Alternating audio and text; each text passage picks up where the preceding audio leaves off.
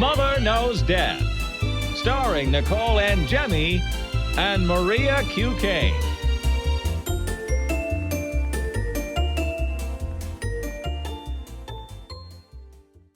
Hi, everyone. Welcome to Mother Knows Death. We have so many great stories for you today. We are going to get into the politically motivated murders that happened in Minnesota this weekend, the viral video that's going around showing the plane crash in India and the survivor. We'll talk about that because I'm a little sus of that.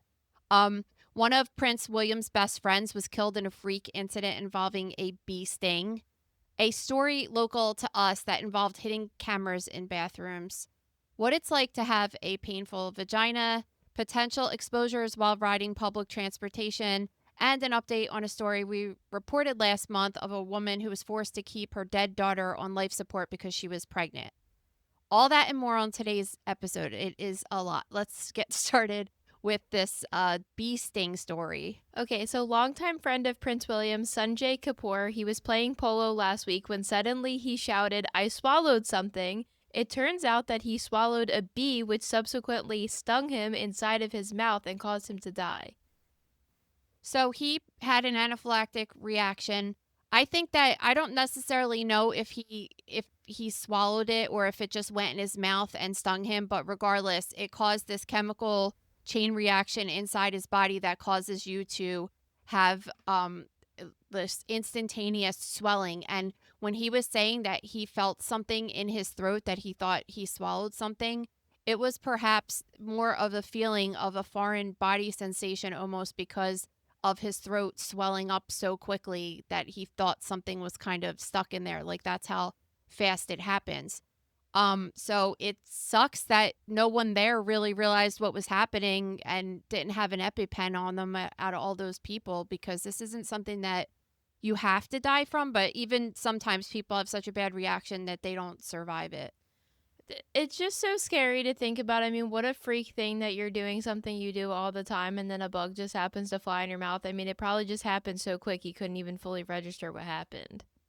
I'm going to go out on a limb and say this is not the first time he's had a serious reaction to a bee sting. Okay. They don't usually present like you're totally fine your entire life and then all of a sudden you get this severe reaction. Not saying that it's not possible. I'm just saying that it's not likely. Is it possible, though, because he was possibly stung in the throat, that it caused swelling in general that maybe was not an allergic reaction to the bee sting that caused him to die? Like, yeah, I mean, that's possible. I think it would cause a little bit of a different presentation because anaphylaxis is not just the throat closing up, but other things happen too. Like, there's a sharp decline in blood pressure. Like, obviously the airway narrows and things like that, but I'm not really sure exactly if that would cause a person to die because the swelling, again, normally if you get stung by a bee, I'm not sure if you don't have any kind of allergy to it that the swelling would be that intense. So I really think that it has to do with him having this reaction that is typical in people that get stung by a bee, which is anaphylaxis. all right, well, let's move on to the events of last week. So this man went to the home of several Minnesota politicians in the middle of the night disguised as a police officer with the intent to kill them. So let's go over this disguise because this is one of the craziest things I've seen in these modern true crime cases. Well, I see the thing is that you're saying that it's crazy, but I've been seeing this all over social media of these videos of regular people putting on these things. That's interesting you say that because when I was reading this story, I've obviously seen, we're going to get into this mask he was wearing. I've seen them at the Halloween store and been thinking what a horrible idea they could be, but I don't feel like I've necessarily seen it used in a crime, especially on this high profile of a crime. Well, I think this is probably a little bit more sophisticated than a Halloween mask, but you see these videos, there's two different ones. So there's the silicone mask that goes around that when somebody puts it on, you legitimately cannot tell if you don't know the person and they're walking and they're kind of not standing right on top of you and they're wearing sunglasses, especially because that's where it looks the weirdest is around the eyes. It's like creepy that and the people in these social media videos look completely different from the mask they're putting on. Sometimes it's like a white person versus a black person, like totally different crazy things. that you wouldn't really be able to tell unless you were really like looking up on them. Um, it's so scary. There's another one too.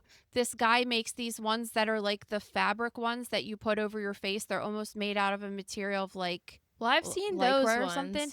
And they don't look as good because like there's a guy that does it all the time and he put one on with like Taylor Swift's face on it, right? And it's like he put his hoodie up over it and it's like he kind of looks like her a little bit, but it's like the shape of his skull is making it not look exactly like her.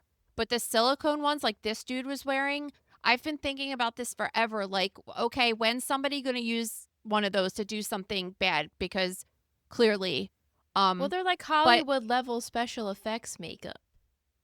yeah, exactly. And I guess the scary thing is that he went to the first people's house, right? He went there, and is that where the video was taken from, or we don't know exactly whose house that was taken Well, from? let's backtrack a little bit. So he was disguised as a police officer. He was driving a black SUV with emergency lights and a license plate that said police. He was carrying a 9mm gun, wearing a black tactical vest, and then he was wearing the silicone mask to hide his identity.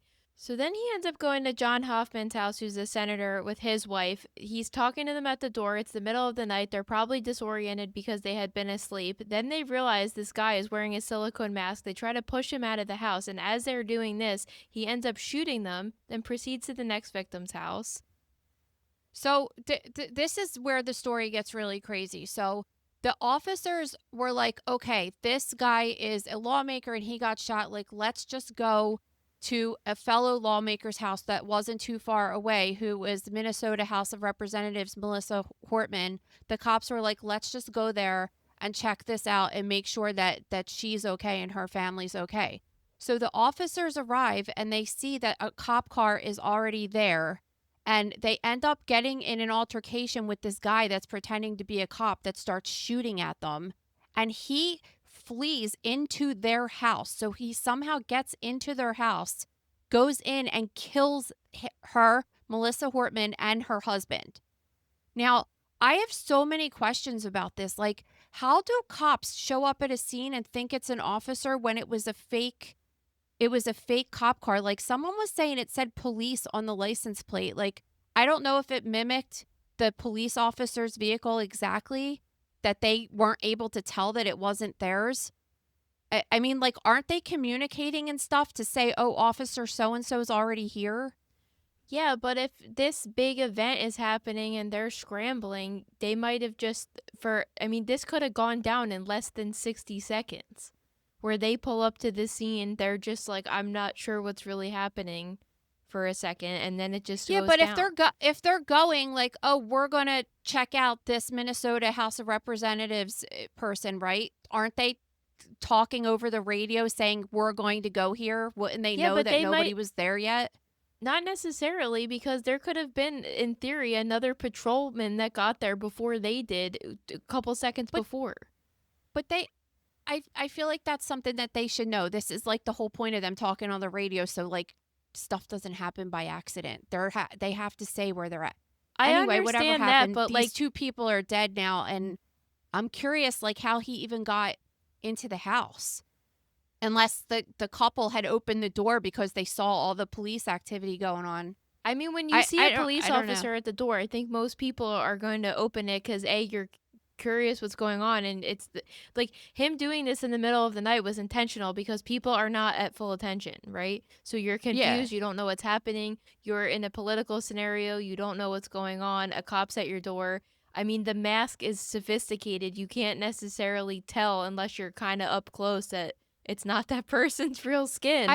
Well, this is the thing. When you look at the video from the doorbell, it's very obvious that the guy's wearing a mask. If you looked out you're not the curtain thinking like in the middle of the night. Yeah, exactly. And in hindsight, like, yes, we're looking and we're like, oh my God, that's so freaky. But like you're saying, like if you wake up at 3 o'clock in the morning and you're woken up out of your sleep and you just look really quick, even if it's on your phone, whatever, like I know I don't have my glasses on ever. You look and you're just like, oh, the cops are here for some reason. Like, You're just not thinking that somebody's wearing a freaking mask on your front porch dressed as a cop trying to get into your house. I mean, back to your point about like the communication, I think this attack just seemed really elevated. He had every element tied down where it wasn't that obvious up front. I mean, especially to the people that were woken up in the middle of the night, but especially like he certainly tricked the cops, even if it was only for 30 seconds, long enough to be able to go through their house and then eventually hide in the woods and become this manhunt that was apparently the biggest manhunt in Minnesota state history, which is kind of nuts to think about. But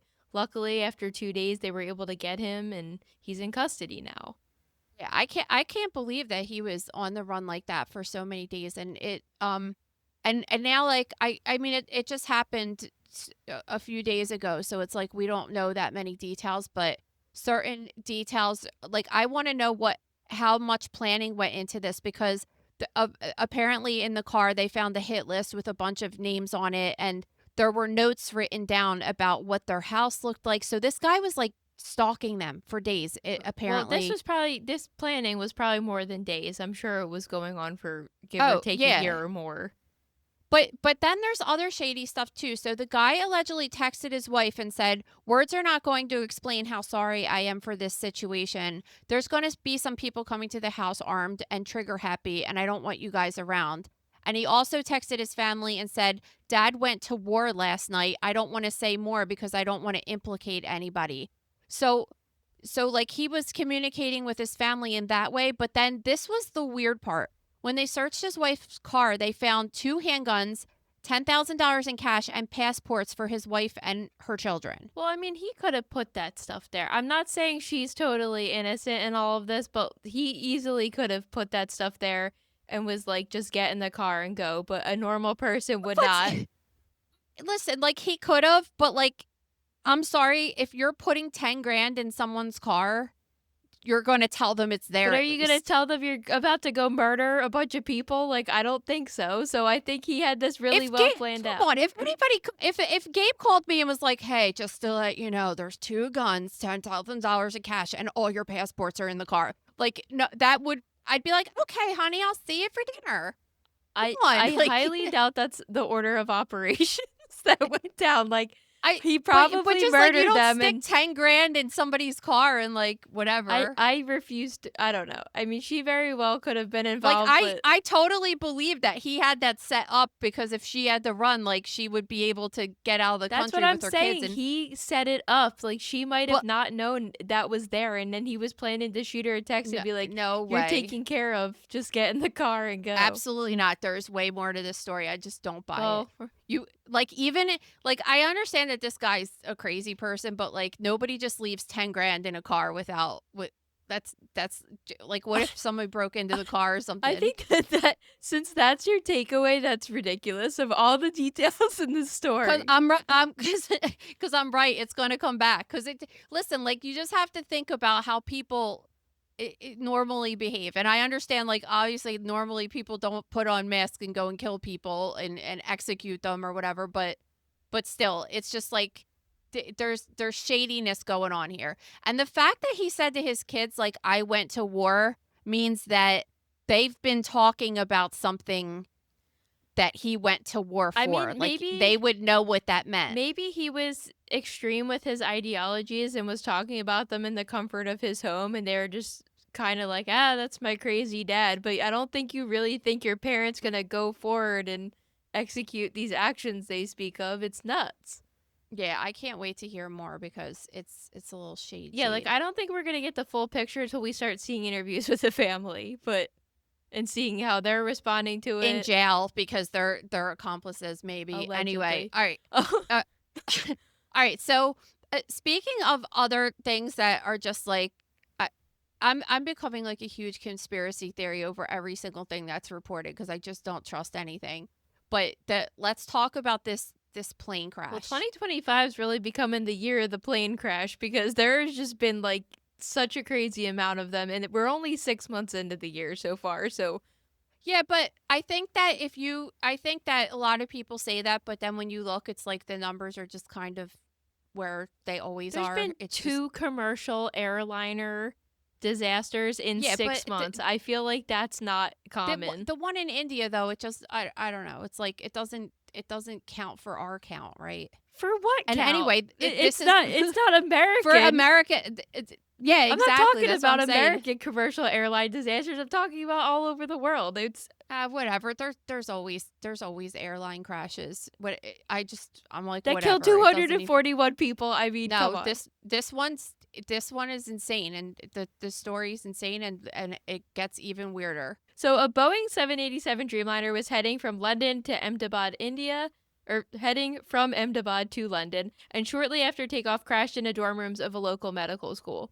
So it's unclear how many were killed on the ground, but as I said earlier, 241 people were on board. I guess where your conspiracy theory hat is coming in is that 242 people were on board, but one person miraculously survived. So what's your theory? All right, like, let me just say this, and you guys could argue with me all you want, and take. I just don't take anything by its word anymore. This airplane had 26,000 gallons of jet fuel in it. It just took off a second before, right? It's a lot of fuel to put in a fire. Any airplane fire or airplane accident causes terrible blunt trauma, as well as people burning to death and just terrible burns, amputations, crush injuries, just terrible evidence of a plane crash, okay? So that's, and not that people haven't survived, they have, but we're just putting it out there that there was a lot of fuel on this fire. Then they show this video. I don't know, did you see the video that's been going around of the survivor coming out of the debris? I saw an animation that I'm not accepting of a person jumping out midair, but no. So he didn't jump out midair. I don't know why people are saying that, because that's not what happened. No, exactly. So this video is going around now of actual footage of people filming this big ball of fire over this medical school dorm room, and all of a sudden this guy just comes out of this ball of fire wearing a white t-shirt and like texting or talking on his phone. He just walks right out of this ball of fire. He barely has any soot on his shirt. He's wearing a white t-shirt that looks white from when you're looking at it. You would think if someone's coming out of a ball of fire, they would be covered in like soot from the smoke, and they would be beat up, and their shirt would be ripped, and there would be blood, and there would be coughing because there's so much smoke around, right? Because this is what happens when you're in a fire, not to mention like an inferno like this. And the guy's just like on his phone. And like, listen, I understand that he could be in shock if this is true or whatever, but you would expect to see the other things. And when people don't die from getting burned or from a traumatic injury in a plane crash, it's due to the smoke inhalation. All right, so like I would think that he would be. Did you ever like see somebody come out of a fire like that? It's just weird to me. Like, it just doesn't sit right with me. So you think he wasn't on the plane? He just happened to be on the ground and then said he was on the plane. I don't know who it is or what it is. I just like, listen, this is just my conspiracy theory that something don't seem right about it to This me. is his story, but he says he doesn't remember a lot. That the plane... Why? Because it didn't happen. The plane crashed, and then before it caught on fire, the emergency door had been bent, and it was broken, and he happened to be sitting in seat 11A, which is right next to the emergency door. And because it had been broken from the crash, he was able to get out seconds before it exploded. So that's his story. But I don't know. Even though if it exploded in close proximity to where he was, like what the angle of this camera is, like he's walking out of a plume of an atomic bomb looking like smoke and stuff, and you're just like, okay, dude, like, I don't know. His shirt is white. Okay, but It's just weird. can't- I'm just saying. We can't neglect to tell this other story of another plane crash survivor from 1998 that also was sitting in seat 11A. That one's also a lie. They're just trying to get people to buy that seat. No, so They're going to charge more money for that seat in now. that case, in 1998, there was a horrific plane crash in Thailand, which killed over 100 people. 45 people survived, which were primarily people sitting towards the front of the plane, but one of those survivors was sitting in the same seat 11A. So, of course, now that seat is the most valuable seat in airline history right now. You are not going to be able to sit there unless you pay a premium. The probability, though, in the other case is like 45 people survive. Okay, like it's a little bit more probable. Like Okay. this is like a 1 to 280 ratio, and it's just a little bit different. Just pointing, I understand your conspiracy behind it, right? But they knew pretty quickly that he was sitting in that seat number. So, like, how would he have known that before? I mean, let's say he was a person on the ground that just so happened to be at the site of the plane crash. How would he have had information to know that 11A was the seat on that exact flight with the emergency exit door? Because it's not the same row on every single plane. I don't know. Well, it is when you book it, though. You know where. And where can't you're they sitting. find his name on the ticket? They need to find his DNA and confirm. I don't know. I just there's something that's just a little weird I to feel me. like it's going to be easily debunked. It's like a gut feeling. They're going to see his name on the plane ticket or not. But how do you know that's him? I don't know. Like people have gone on fake ideas before, whatever. Well, I just don't. You heard it here don't- first. Listen, I'm just saying, like it totally can be cool and like congratulations, dude. I just like if you saw somebody coming out of a swimming pool that had dry clothes on, you would be like, they weren't just in the swimming pool, right? Actually, in my chemistry class, there is this chemical, I don't know what it is right now, this powder that you could put in liquid that when you put your finger in, it's wet, and when you pull it out, it's completely dry. Obviously unlikely in that situation, but it is possible in some scenarios. Unlikely, but there are things that exist. Let's move on to these hidden cameras at the Ocean City Boardwalk. Shocker, it's the ones we always go into. Yeah, well, we went there on Father's Day, down the shore, and I went in the bathroom with the girls. I always go in there with them. Like it was at all three of the bathrooms. They found them, and I was just messing with them, saying like, yeah, that this happened. Like the kids can't believe it either. But I'm thinking all that's there are people going in the bathroom, especially with kids, and what pervert is doing this? Like, what are they looking for? Well, that's how they were found, because some girl was in there with her friend and her friend's kids, and they were getting changed to go on the beach. So she sees this like pen hanging out by the trash can, which is obviously weird in a bathroom. So then she goes to investigate it and notices there's this blue blinking light on it. Then she sees a lens with a little slide that would be on like a webcam or something. So she opens the pen up, and then there's an SD card in there. So of course she had to call the cops. Then they get this pen, and I think that's actually really cool that she did that. Yeah, I do too. Because let me tell you, like, because obviously, like, this scenario could have happened with us because we go in those bathrooms all the time. And I'm thinking, like, if I saw something like that, I would probably just ignore it. Well, like, honestly, like, I would just be like, oh, someone left something in here. Because like, sometimes if you see someone's phone in the bathroom, I don't take it out because I'm like, oh, if the person lost something, like, they're going to remember and come back here instead of, you give it to the cops or something. They might not ever find it again. But if you saw something that was a blatantly obvious camera, you would just leave it. But that thing, like, I saw it. It doesn't look like a blatantly obvious camera to me. Like, she picked it up and inspected it. That's what I'm saying. Like, first, I wouldn't have picked it up off the trash can in there because it's skeeve. Like, it's gross.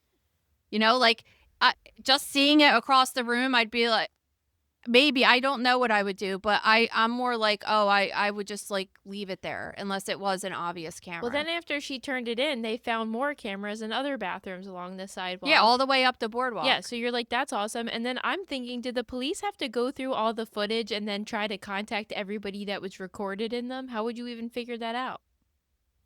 So how does it work? That little card they could just pull out and look at the footage? Yeah, I mean, I would be surprised if it was elevated technology that was going back to some like home base system because it's just this like pen thing.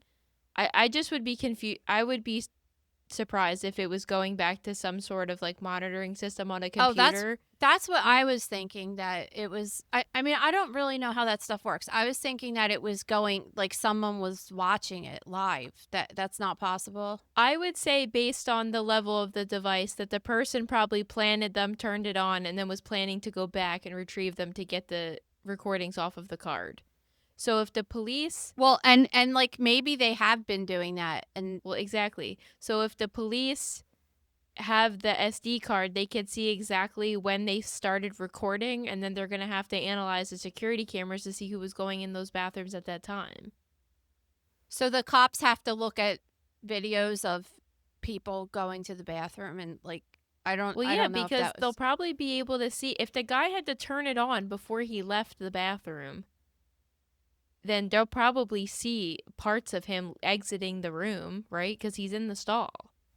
Yeah, because I was wondering that I was thinking like that they should be able to find him easily if it was connected to some kind of device, but I guess that might be a little bit more difficult if there's It's no possible. I just fingerprints. And that girl was the girl that called the cops was like holding it, and I'm like, no, your fingerprints are getting all over it too now. Yeah, I mean, anything's possible, but I would be actually surprised if that happened, if it was going back to some like home base type of situation. I would say he planted them and was going to retrieve them and then download the I information wonder off if the it's card. just like a dumb kid. I hope it is, honestly. I don't know. Just like a This teenage. seems pretty calculated, so I would be surprised if it was like a teenager being dumb.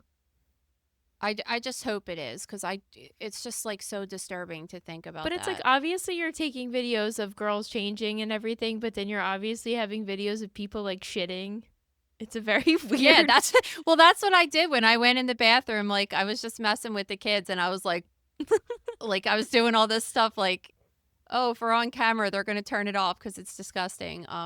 Yeah, it's just But a yeah, it's weird it's thing. it's just like really not cool. This episode is brought to you by The Gross Room. Guys, this past weekend was Father's Day, and we had a really interesting post that was called Happy Father to Be Day. And I labeled that because I wrote it on Father's Day. But it was a really interesting case about a guy who was in a motorcycle accident and how he had to have his sperm harvested because of his injuries. So that is a really interesting post. We also had a post about a woman who had a rectal piercing. So that's also a very interesting post. So check that out. Yeah, head over to thegrossroom.com now to sign up. All right, so this woman went on TikTok and starts explaining how she was convinced she didn't have a vaginal hole because she had tried using tampons in her teens and having sex several times but was never successful.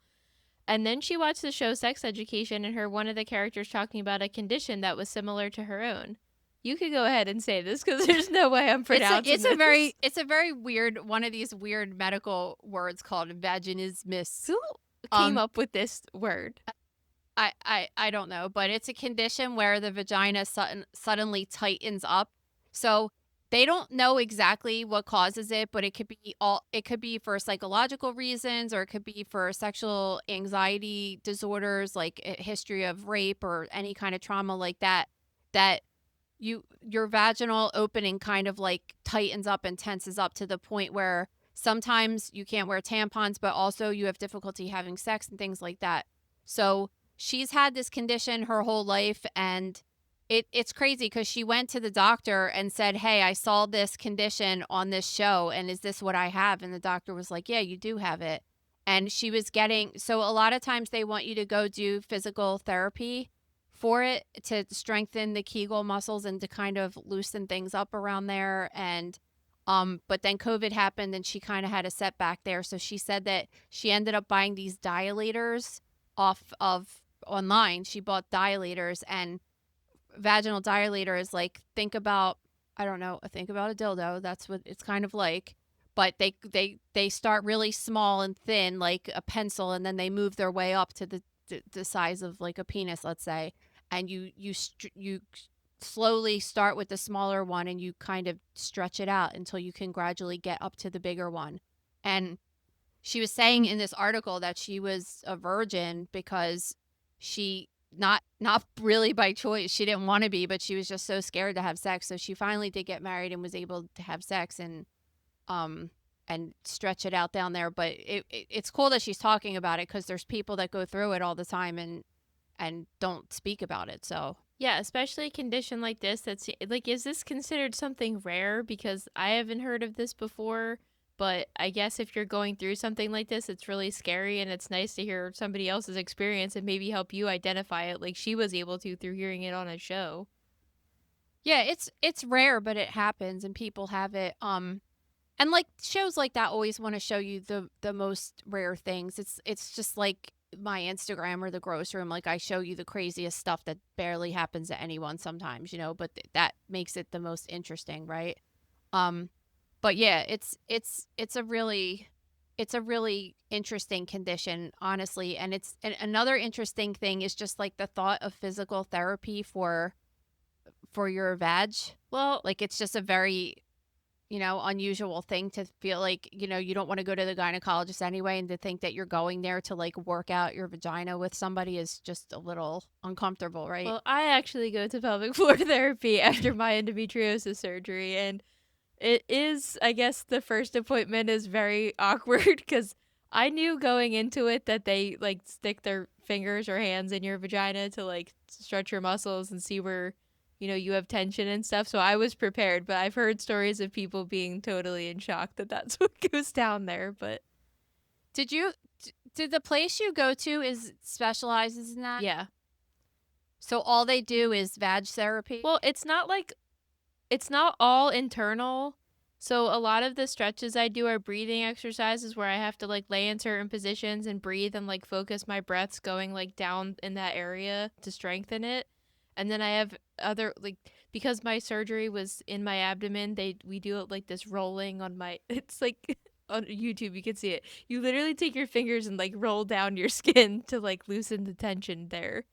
But I'm actually really curious about this. If obviously some of you who are listening know, I'm just curious about the education for these people. Is it an actual physical therapist that specializes in pelvic floor muscles, or is it a different education? I'm just curious about that. so I believe the woman in charge at where I'm going is a doctor, and then they have physical therapists working there that just specialize in this particular area. But it could be different per practice. But they typically work with people that are pregnant or postpartum or older women that are having like prolapse issues or people like So me that it's had like a surgery. place that has multiple employees. It's funny because like you never hear of this, and you're like, there has to be some kind of market for it if they have a bunch of people working there doing Oh, it. and it's popping there. Like I had an appointment tomorrow morning and I had to reschedule it because I can't go, and the next available appointment was in 3 weeks. Interesting. I'm like, she's gonna try to go with me. See how this goes down.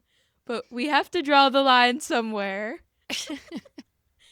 I am just curious. I don't want to be in your appointment. I'm just curious about the training that goes into that. Yeah, it's interesting. And at first I was like, why am I here? But then afterwards and after doing the stretches, there is a noticeable difference in how I feel. So I don't know. Maybe people have good experiences or bad, but I think in a case like this chick, it's helpful, obviously, because what else was she going to do? They're going to force something in there when she could like ease into it and have a nice experience and turn her whole attitude around about having sex. I just think it's just I think about this with gynecology too. It's just like a really interesting thing. Like people ask me all the time, for example, like, how'd you get into this and stuff? And I guess it's very unusual for people to have a job where they're touching dead people, but I think it's more unusual to have a job where you're just like arms up in a vag all day. Like, how did you get into that? How does this interest you?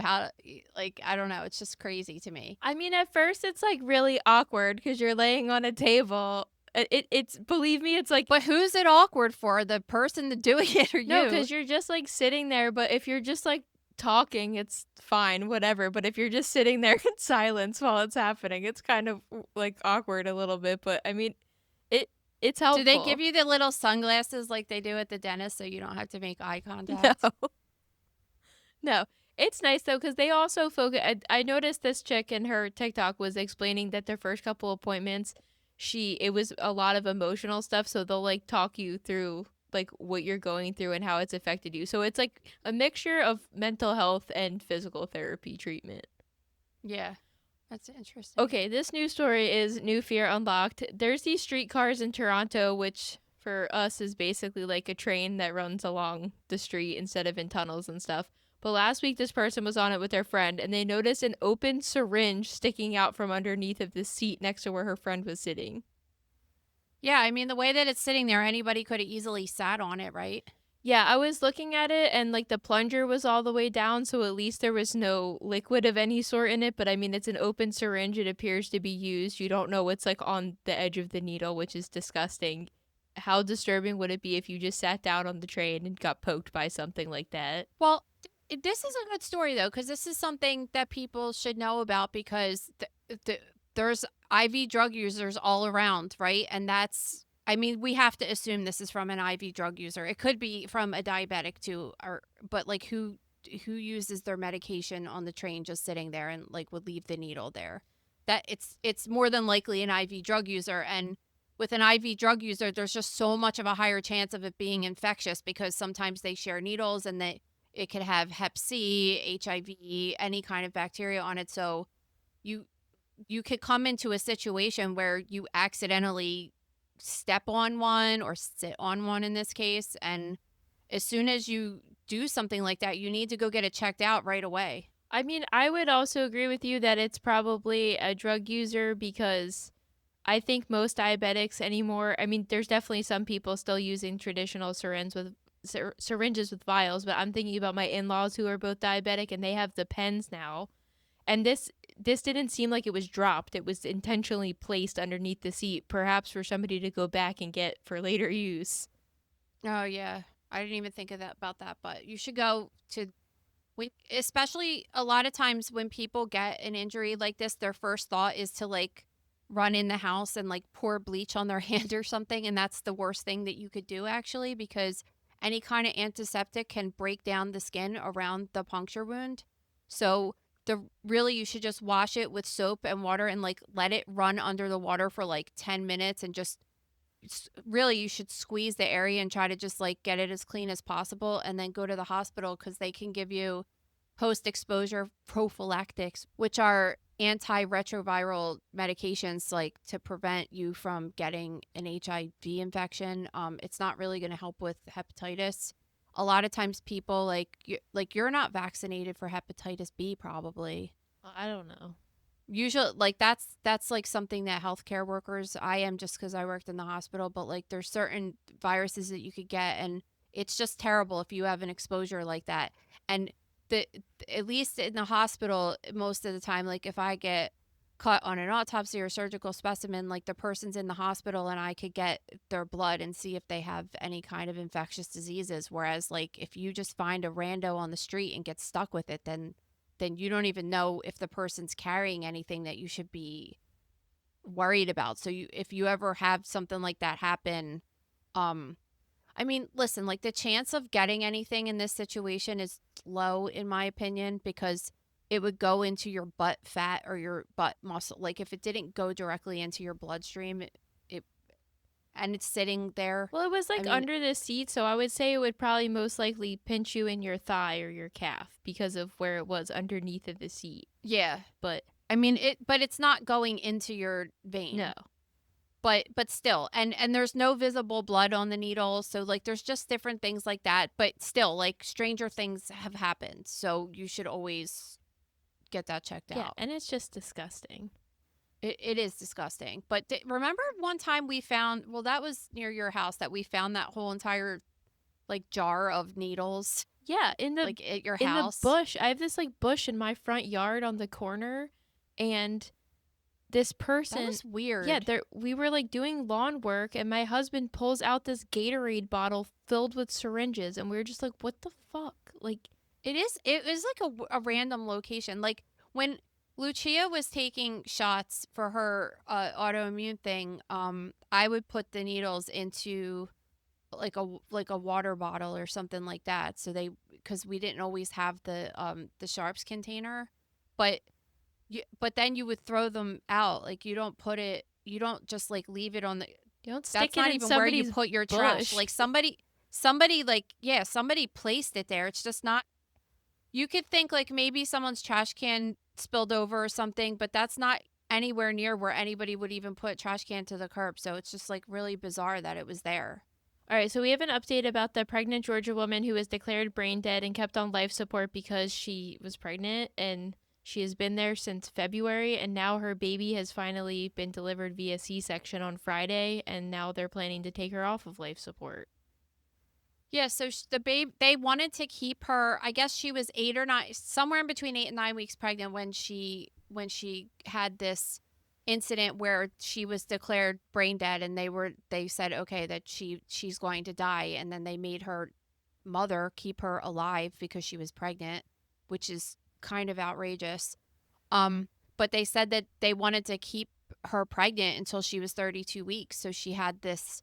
So the baby had the best chance of survival, and they delivered her this week at 25 weeks, which is really, really, really early. Yeah, he was less than 2 pounds. Yeah.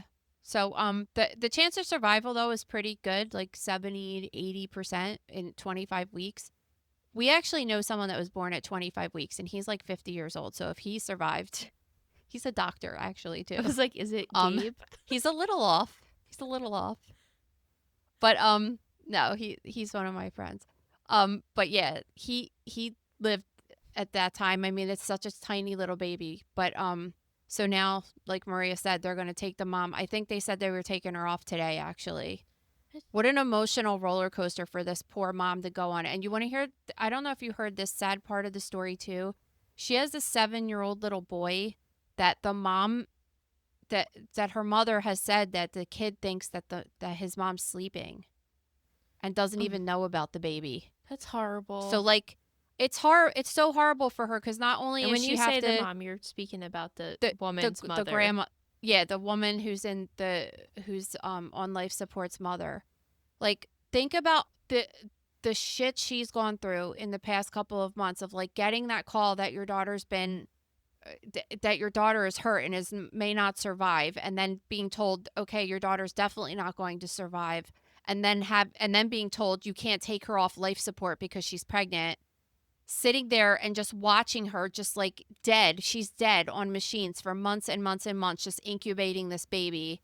And now so now it's like the baby's born. She's going to love the baby obviously, but the baby's in the NICU now for months. The baby will be in the NICU to get their lungs more mature and things like that.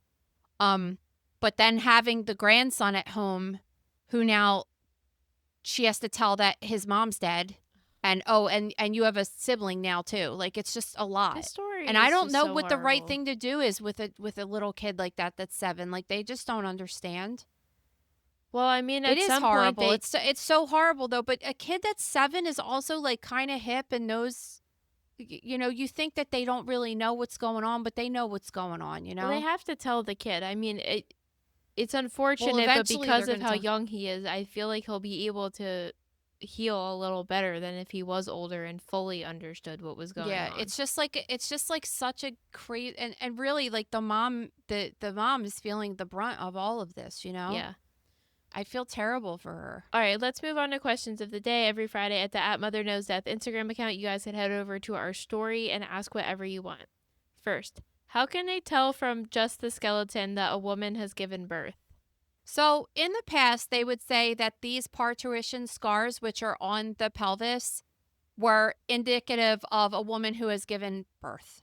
And now they're saying that they don't really know if that's 100% true. And the reason why this is so important is because sometimes if they find a skeleton in the woods, for example, they're going to look at it and they'll be able to estimate, okay, this was a woman of childbearing age and it looks like she had a kid, they would say, stuff like that. So you could kind of narrow down who this person is.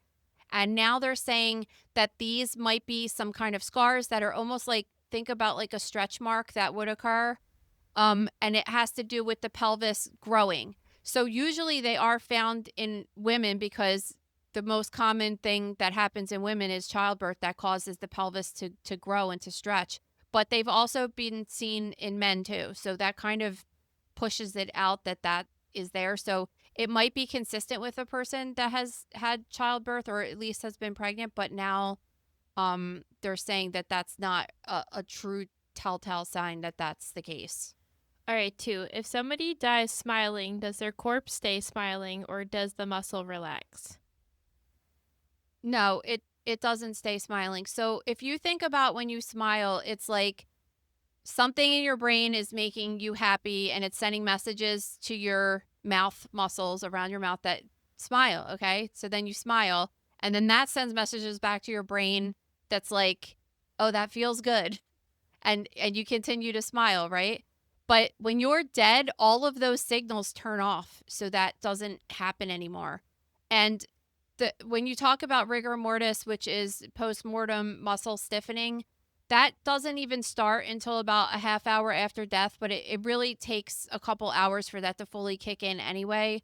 And that really has nothing to do with it either. So to answer your question, no, that usually when a person dies, their muscles are very floppy. And you ever talk about like picking up someone that's dead weight, like they can't hold, it's literally dead weight.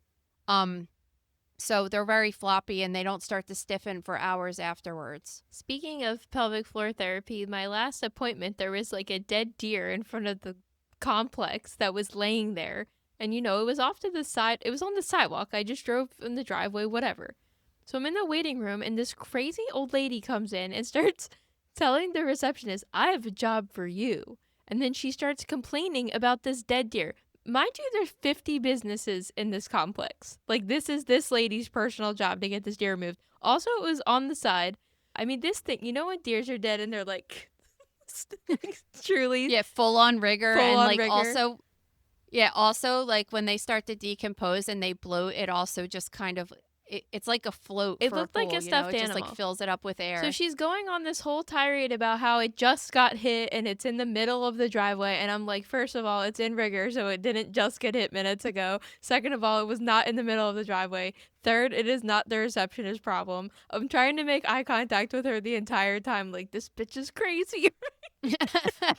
Then she sits down and starts asking me if it bothered me. I'm like, it really didn't bother me. It was not in the way. But that's just a full circle moment. Oh boy. Anyway, last, how did you choose your daughter's names? Oh, well, Maria's name, I just liked the name Maria. So I don't know, there was nothing like romantic about her name. I just liked it. And so did my parents because like I was a teenager. So it was just like it worked out. We just were like, oh, that's cool. I'm not crazy with the names like some people are. It's funny.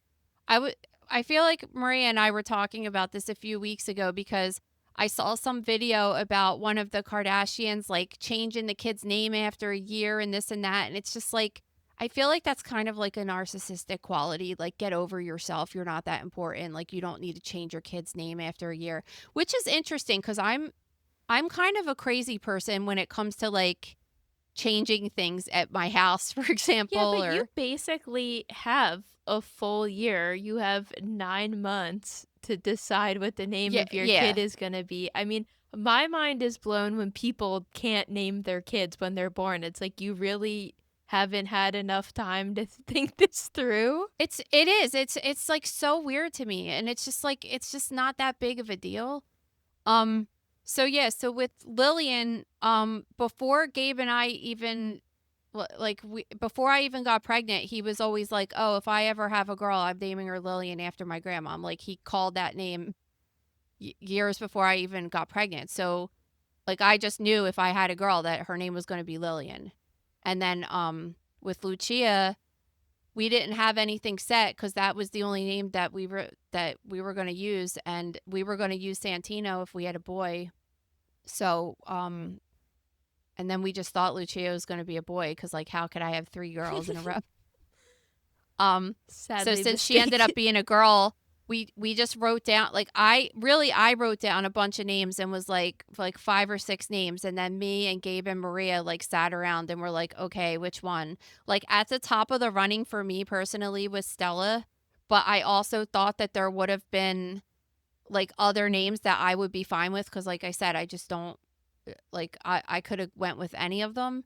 And then Maria and Gabe both picked Lucia, so that's how it went. And I think it worked out perfect for her, but she also She also could have been a Stella too, probably. Stella is a really cute name, but of course now that she's older and stuff and she has like kind of a raspy voice and she's like fuzzy and stuff, I'm like a little girl named Stella with like a smoker's voice like she had when she was really little would have been really funny. She doesn't have that anymore. No, but when she was really little, she had the real raspy old lady smoker's voice and her name being which Stella. we always thought, we always thought that would have been funny. So, that was it. It was nothing. I mean, it was cool because we all kind of picked it out. I liked it, and then Gabe and Maria did too. So her middle name, we didn't have a middle name picked out, and when she came out, she was really like red and ruddy. She had some bilirubin, so she just had like this like kind of tannish red skin color. So we just called her Rose because she was rosy, and that's it. Nothing too crazy. No, but we didn't. We should have called her like Gouda because she was like covered in cheese so bad when she came out. We did not foresee, however, that people were going to call her Lucia, which is crazy. Well, and that was really like, speaking of change, I would never change my kid's name, but the very first time we went to the pediatrician, they said Lucia, and I was like, oh shit, man, I gave her one of these names that nobody's gonna know how to pronounce, and it's always like Lucia, like nobody ever gets it right, actually. And Gabe said, but Gabe's name's Gabriel, right? That to me is like easy. People called him Gabrielle every single time in school, like calling his name, and embarrassing. I guess it's just like whatever. So I felt kind of bad because nobody ever gets her name right, and that continues to this day. I mean, people call me Mariah all the time, and I'm like, do we All just the not know time. how to read? Or Marie. Marie Or is Marie. just with boomers in particular. They're just too lazy to say the last syllable. And then young people always call me Mariah, and I'm like, I just guess we're not learning how to read anymore. You know how like I get tripped up with the name like Kristen, because it's like Kristen, and like I don't have that many friends, and a lot of them have the same name, Chrissy, Kristen, Christine. They're all like kind of the same. Yeah, and then Kirsten, and it's like Christy. maybe people get like that with like with the Maria, Mariah, Marie, like they're all kind of the same, you know, that people can't ever remember. I don't know. Yeah, it's just weird. All right, guys. Well, we have the meet and greet coming up in Atlanta, and we also have a new event, a crime and wine, that's going to happen at the Georgia Writers Museum on July 12th. So tickets for that are in the description of this episode or in the gross room or on our social media. And if you could head over to Apple or Spotify, leave us a review, subscribe to our YouTube channel, or if you have a story for us, please submit it to stories@motherknowsdeath.com. Yeah, guys, leave us a review, because a lot of people have been emailing me and saying, like, one particular person was like, I listen to you guys all the time with my mom. I don't miss an episode. And I was like, oh, that's so cool. And then someone told, I know, I'm like, did you give us a 5-star review? And someone else told me, I don't even know if I told you this, Ree, someone messaged me and told me that because I was talking about my cancer story, that they went and got a bump checked out on them, and it ended up being basal cell carcinoma too. Yeah. I was like, oh, that's so cool. Like, I'm glad that I could have helped with that. Yeah, because it's so scary that it just doesn't look like anything. And like, honestly, they're not aggressive cancers, so sometimes they could stay there for a couple years and not do anything. But it's just better to get that shit off of you as fast as possible. Yeah. All right. Well, we will see you guys tomorrow. See ya. Thank you for listening to Mother Knows Death. As a reminder, my training is as a pathologist assistant. I have a master's level education and specialize in anatomy and pathology education. I am not a doctor, and I have not diagnosed or treated anyone, dead or alive, without the assistance of a licensed medical doctor. This show, my website, and social media accounts are designed to educate and inform people based on my experience working in pathology, so they can make healthier decisions regarding their life and well-being. Always remember that science is changing every day, and the opinions expressed in this episode are based on my knowledge of those subjects at the time of publication. If you are having a medical problem, have a medical question, or are having a medical emergency, please contact your physician or visit an urgent care center, emergency room, or hospital. Please rate, review, and subscribe to Mother Knows Death on Apple, Spotify, YouTube, or anywhere you get podcasts. Thanks.